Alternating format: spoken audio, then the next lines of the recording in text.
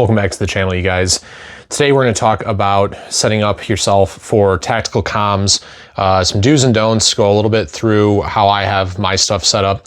It's pretty standard, I think, for a lot of people. There's not a whole lot of magic behind it. There are just a lot of preferences to things like how you run your comms, where you mount your push to talk, if you use a push to talk. Some people prefer shoulder mics if you're on a budget, things like that. So we'll get into it. What I'm doing today is actually switching out from this. This is kind of like where everyone starts. This is the Baofeng UV5R. We just did a video on this talking about moving from that to the UV9G. So they're both Baofeng radios. And I'm going to have them set up in similar ways and similar fashions. It's just going to be a little bit different because of the different plugs that they use.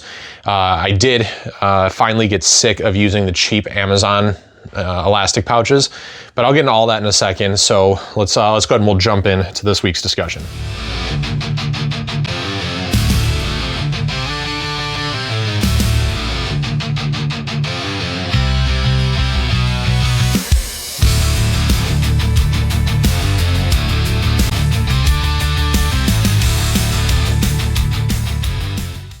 Okay guys, so we're talking about switching out the radios, how we set up our tactical comms. I use that word really loosely, just setting up comms in general, really. I mean, we're talking, we'll say tactical because we got a plate carrier, we got a helmet. We'll talk about how to utilize those things. We'll talk a little bit first here about how I go ahead and set my radio up. So on this UV5R, because it doesn't have a recessed transmit button on the side, I utilize this exoskeleton from Great Plains Creations. It's 3D printed. I think if you guys are going to run the UV5R, which it's a totally viable option, especially if you do have your ham radio license or if you're going to use these on FRS frequencies, cool. I think you need to have some kind of exoskeleton just to protect the volume knob here on the top and to protect that transmit button on the side, because a lot of us with these smaller radios that don't fit into some of the pouches that are out there on the market, we just throw it in like an elastic expander wing that's made for anything from as small as something like a flashlight or a pistol mag all the way up to a radio or a rifle mag. So it's really kind of a one-size-fit-all pouch, and it doesn't do anything really well. It just kind of works. So I always recommend the exoskeleton, and then you guys can see here there's a Ranger band here, which is basically just like a piece of bike tire inner tube, more or less, on here, because that needs to go around the Kenwood 2-pin connector on the side because it is notoriously crappy. So that's how I had mine set up. And on the top here, you'll see there is a thread on where the antenna would go. There's this thread on quick disconnect from my friend Will over at Cattail Antennas. He makes great antennas out of his home, and I actually have a 90-degree adapter. So what it'll do is at 90 degrees off the top of the radio, and then I can thread it up through the shoulder pad on the carrier. We talked about that a little bit in the last video. So what I'm doing with the UV9G, very, very similar. Now this does have a little bit of a guard, a little bit of a recess around the push to talk button. So in addition to the fact that I don't believe there's anybody that makes an exoskeleton for this radio, I won't be doing that. But I did go ahead and get another one of the QD adapters for my cattail antennas. Now, something to keep in mind if you guys are following along with us at home here and you're switching from a UV5R to the 9G, or maybe just the UV9 series, because there's the R and the R+, as well as other radios out there, right? Do your research. The knurled part towards the bottom of the adapter here, at the very base, there's a thin wall and a thick and a normal one. So this is the thin walled version because of the plastic body on the radio. The normal one doesn't quite fit. Like, you can force it, but I don't like doing stuff like that, especially with sensitive electronic components. So I did spend the $8 whole and support Will to get this this better adapter here so I can run it with the cattail antennas. And then I did also purchase a new push to talk here. This is the U9, what is this? Yeah. U94A/U. So this is a Nexus PTT. This is from Disco 32, you guys. So just go to the site, search U94, and you'll find this whole line of these, like, it's kind of a legacy push-to-talk design. There are like fancier, more expensive models out there. This is about 120 bucks, and it has the Motorola 6-pin connector that works with the 9G here. So I'm gonna be swapping over. We're gonna show you guys how I kind of route the push to talk on the plate carrier here. I do have, mine's a little bit different. I do have mine mounted on a, I'll show you, on this Kydex little diving board thing that I made. I know Axel makes one. I kind of figured out a way to do it on my own without having to spend $60. I know they make really good products, and a lot of people are probably going to be upset that I'm out here doing my own thing. I don't sell these or anything. I just literally made it for myself. And you can too if you are, you know, if you don't mind that it looks a little bit janky and have a little bit of ingenuity. But I'm going to go ahead and what we're going to do is actually remove this alligator clip here that's on the back of the PTT. There's 2 screws on the front. Technically there's 4. You just want to make sure you take out the inside 2 screws, because that's what's going to retain your alligator clip. Take those off so it'll flush mount onto the diving board there. But we'll talk about how we're going to swap out all of these components, including the expander wing here I bought from Bees Combat Systems. I think this is, from my research, the best that's available for these kinds of radios. And it has 2 cutouts on the side here, so you can flip it for either side for access to the push-to-talk, but also I can actually run the 6-pin plug straight to the side of the radio without having to run it down into the radio pouch itself, which is super stupid and very annoying. So it's actually very convenient the way that all works out. And then you got this nice little shock cord tab at the top here to retain everything.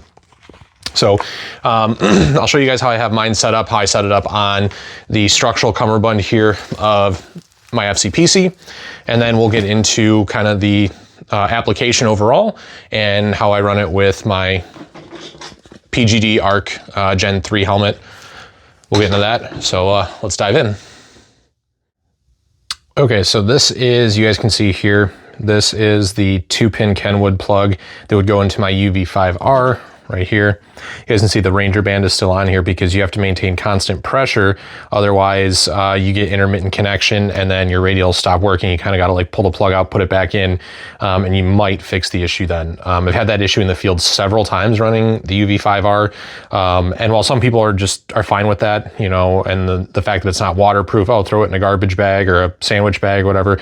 It's just more headache than I've been comfortable dealing with. So I'm moving away from this particular unit. I'm still going to keep it. I'll probably run it on a different rig or something, but we're moving over to this UV9G unit. Excited for that. So let's talk a little bit about how I've been running this. Oops. So first things first, whenever you guys run your radio on your kit, you have this screen up here, which you can turn the lighting off and everything. But if you ever actually needed to see what you're doing to change a channel or reprogram in the field, you don't want to have that turned off as just as a best practice. So when you mount it in your kit, make sure you have that screen facing into your kit.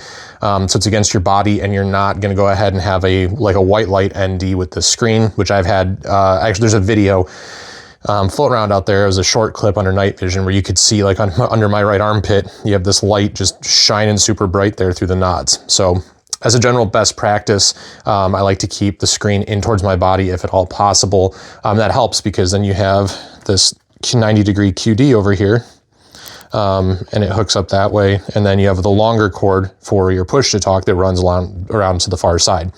So it works out. But let's look at, here's the QD I have from Ferro Concepts here on the cummerbund. So it's kind of the pain of this is that you have to keep this connected at all times or fight to disconnect this. But what I've done here, you can see the cummerbund wraps around with wraps around the radio pouch.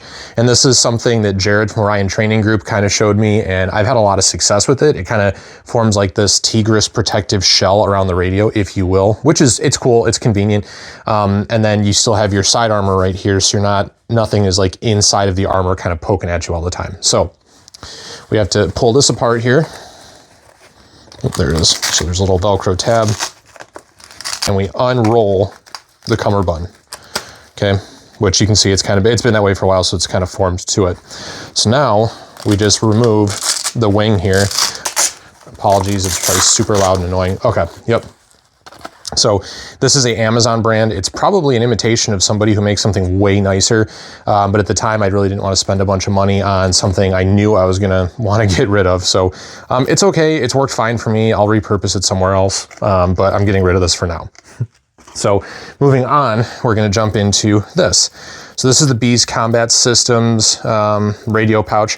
You can actually undo this whole flap here. I'll show you guys. This whole thing on Velcros, and then this whole piece actually comes off. So you can flip it and you can run this as a left side or a right side pouch. Let's see here. Want to have this facing inward, and we have the loop Velcro here and the hook Velcro over here. So it means we got to run it like that. Okay, so line that up. Once we have it where we want it, like so. There we go. And then we fold this flat back over, and the nice part is it actually encompasses and covers the entire edge down here. And then you have your shock cord for retention. So now this is how it's going to sit in the cummerbund. All right, so we kind of got to like open this way up because of how long the wing on this is, which hopefully means just added stability. You guys may have some issues kind of reinserting it just due to overall size and whatnot. That's what she said. Wrap this around, and then we kind of press this back together. And this is what kind of creates where we're going to mount and keep our radio. We talk about now getting to the routing. So I run mine behind my cummerbund here, or I'm sorry, behind the placard. This is the sled from Unobtainium Gear. We'll undo our push-to-talk bungees here, and we got to fight to get this out. So it's actually secured pretty good for just being some shock cord. All right, so now this is completely loose, and I can pull this out from underneath the cummerbund. So I have it routed here, so you guys can see. So have it routed out underneath here, and I have it kept together with this fabric wrap from, you can see this over here, from Teardown Systems. We can see that we have this all paired together down here. And here's our cord for our push-to-talk. All right, so that's now together here. And we can just pull it out. Unvelcro it. This is open, and our push-to-talk is now removed. Now we grab our new guy here, and we're gonna go ahead and we're gonna install this after I remove the clip. Okay, so remove the alligator clip. We take the inside screws out. So inside meaning these two here that are closest to the center. And that's gonna detach the alligator clip without actually damaging or causing any structural issues with the body of the push-to-talk itself. So get your screwdriver here. They shouldn't be too terribly tight, but you will probably need a full-size screwdriver to go ahead and get these boys out, just because, you know, the small screwdrivers never seem to do the job quite as well as we would like. As soon as you basically remove tension on each one of them, you'll feel the clip let go. There's your clip. And then we can kind of just carefully flip this over. You should be able to get your screws out pretty easily there. They're a lot longer than they look. Make sure you take them out. Don't leave them sitting in here. Otherwise, you will definitely lose them in the field sometime and never ever see them again. And here's the thing. You may change in the future how you run your comms. Mine has changed probably 3 or 4 times over the last 5 or 6 years. So to say that it'll never change is not true, but make sure you want to get those screws, and they have little tiny washers on them. Don't lose those either. And get your clip, and I would get a small baggie and put those together. So now we have our push-to-talk here. We're gonna go ahead, we can remount this in our comm sled up here by working this through the shock cord so that we just have the tail to worry about.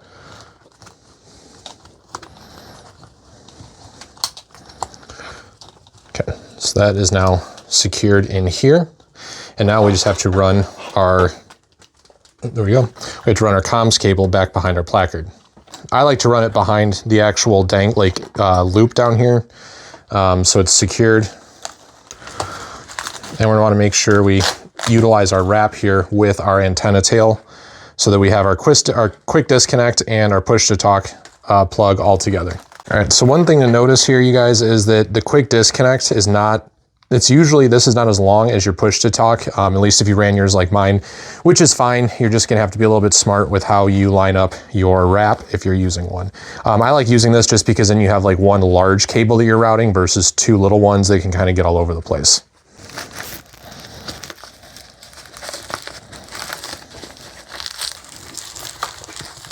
Okay, so now we got this all wrapped up. So you have both your leads here. So there's the QD and then there's the Motorola pin. Now we can take our radio here and we can remove our cover plate. So unlike the UV5R here, where this is just like a floppy little rubber cover, this is the 9G, and it actually has a screw here that we have to remove to go ahead and get this cover plate off. There we go, and you can watch the whole thing pop off. Now, to note, with both your cover plates and your push-to-talks here, is there's this little lip you can see, and that's gonna hook on the top of the closure here. That's gonna hook first, then you're gonna press down, then you're gonna tighten the screw, and in reverse order to take it off. So now, we get our push-to-talk, and we'll hook it up. Okay, so now we have our push-to-talk, and this comes with its own separate screw, so you don't have to transplant it. Remember, we start with the hook at the bottom here. We're gonna get that connected, and then we press together for a good solid fit, and then we're gonna go ahead and tighten this down. Okay, so now that's our connection. We are good to go with that. Now we're gonna go ahead and we're gonna insert this into our radio pouch, and then we're gonna hook up our antenna. Okay, so as we're getting ready to insert this, make sure you keep your retainer tab forward on the side of your antenna so you don't have to fight with your push-to-talk cable over here. Push that down. Now you'll take your retention strap, pull it over, and then you have your quick disconnect, which might have to finagle this a little bit to get it to line up, and you can push your quick disconnect on together here for your 90-degree adapter, and then give it a rotation to lock it into place. Then you're good to go. Your radio is now set.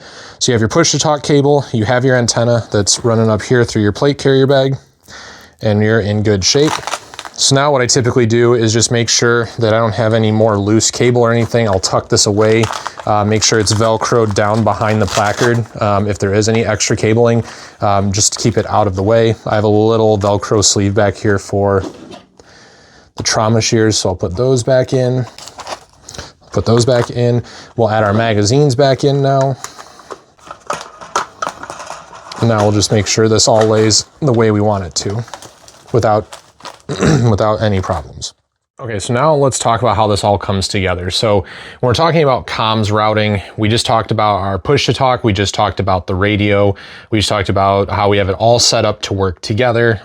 It's not a super nice, super fun, very easy process to get it set up, but once you're good to go, it's really not something you have to mess with too much. Now, we have our push-to-talk here, and it's not gonna work with just any old headset. You guys are gonna need to use this U94 with something like this. So this is my helmet, and you guys will see here the Ear Pro on here. These are ComTac 5s from Peltor, and they have this big, huge honkin' NATO plug on them. It's retained here with some dynamic fuzz and this little elastic band.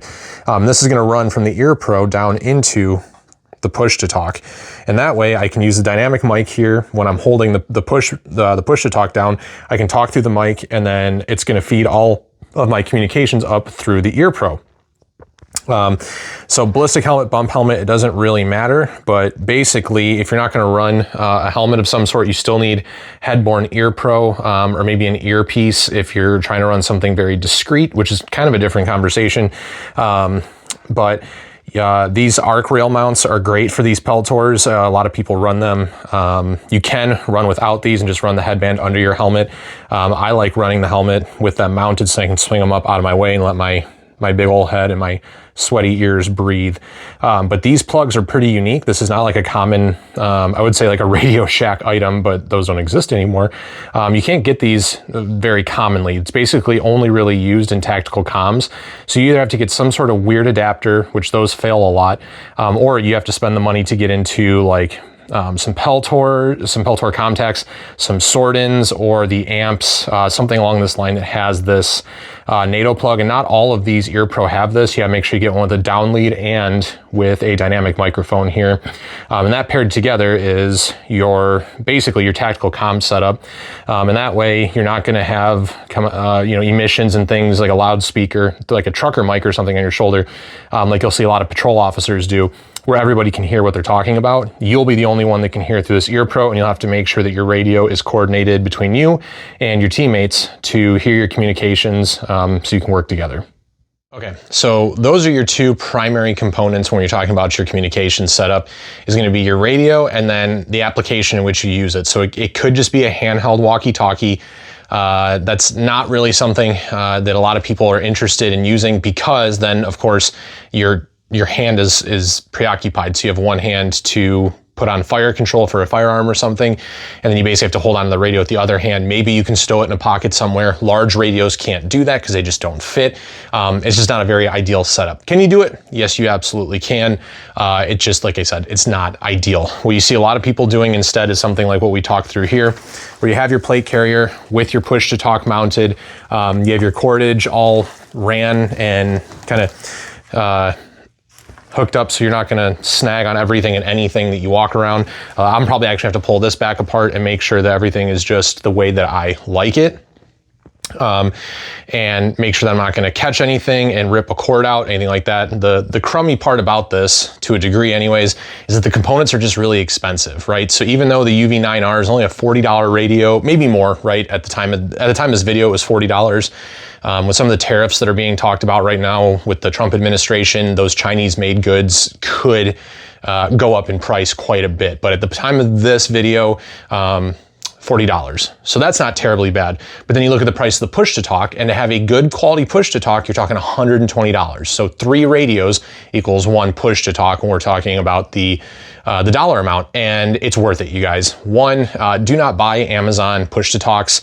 You can get the radio off Amazon. That's where I got mine. That's fine. To a degree, you can buy, if you're really careful about brand, you can even buy some whip antennas if the radio you get doesn't come with it. You can get those off Amazon.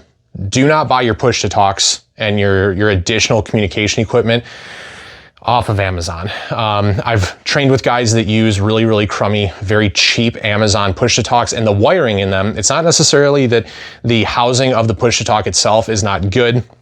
It could be very, very similar, in fact, to this U94 from Disco 32. But the wiring is not good. And when you have bad wiring and bad connections and problems like that, you'll actually get on the net as you're listening, you will get somebody, it sounds like they're keying out 3 times a second.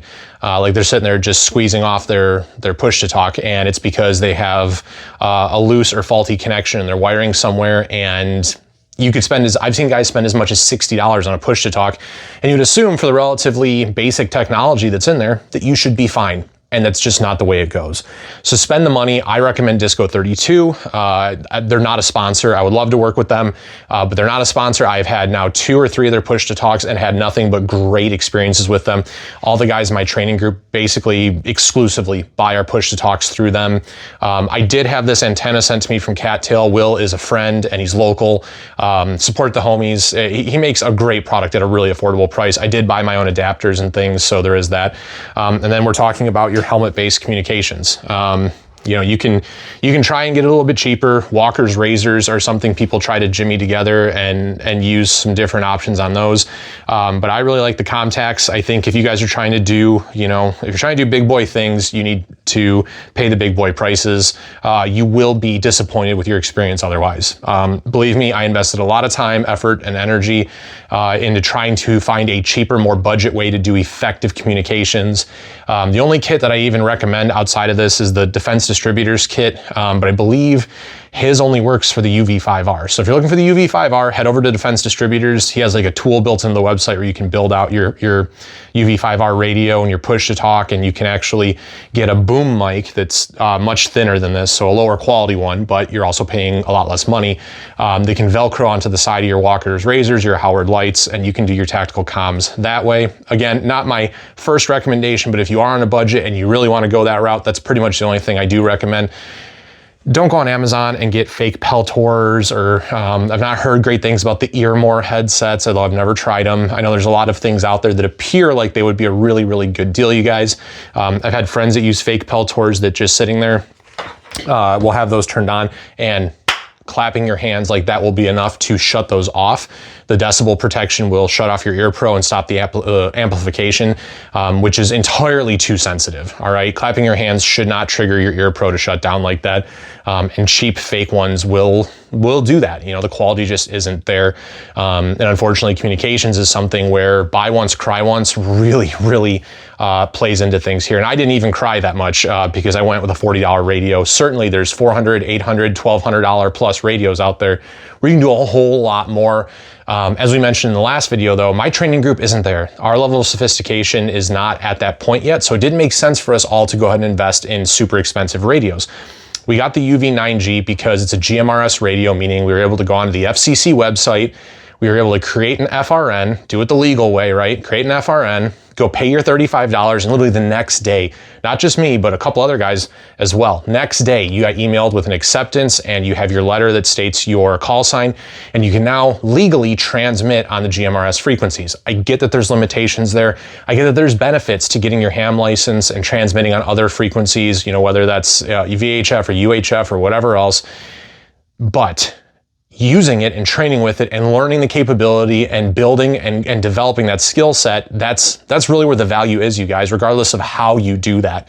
So if GMRS, because there's no test and it's just $35 for, I think it's a 10-year license, if that's the path of least resistance and that's going to get the guys around you to train more and utilize your radio system more, then do that. And if $40 isn't too much of a bullet for you guys to bite, then go ahead, go with the UV9G. That's what we did. We've been happy with it thus far. Limited time frame, but been happy with it. There's a lot of accessories out there for the Baofeng stuff over channels like Amazon, which, say what you will about the Chinese made stuff, it's accessible, which is a big thing for a lot of us. And I know there's some of you guys listening to this and watching this that are kind of turning your nose up at it, and I love that. I love it. If you guys are into comms and your team is serious enough that you guys are getting into Motorola's and better radios, then you guys are already a little bit ahead of where we're at as a training group, and that's fine. Everybody's journey is different. But learning and training on comms etiquette and comms core principle skills are always going to be better for you and your mates than more expensive kit that you don't know how to use. Encryption doesn't work if you don't know how encryption works. Things like Meshtastic have limitations. They have great applications, but there's no silver bullet here. You literally need to get this stuff. You need to train with it. You need to understand your limitations, the capabilities, and the effectiveness of all of it. So if you guys are looking to get into comms, you have questions, drop them down in the comment section below. But I really do hope that this video was helpful. I know it was shaky there at moments as I'm trying to kind of walk you guys through how I set up my radio.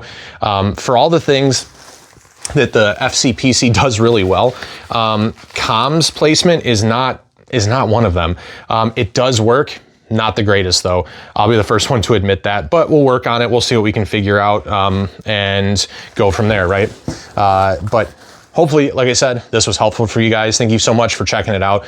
Make sure you get the like button. Make sure you get that subscribe button and the notification bell, because we're dropping these all the time. If this stuff was helpful for you guys, you don't want to miss the videos. Working very, very hard to make sure that we're bringing not only good content, but information that's actually relevant, instead of just a bunch of gear reviews and rifle reviews and talking about optics and stuff like that. It's great. There's a lot of good channels out there doing that. It's really not what I want to focus on right now. So thank you guys so much for hanging out. We'll catch you on the next one.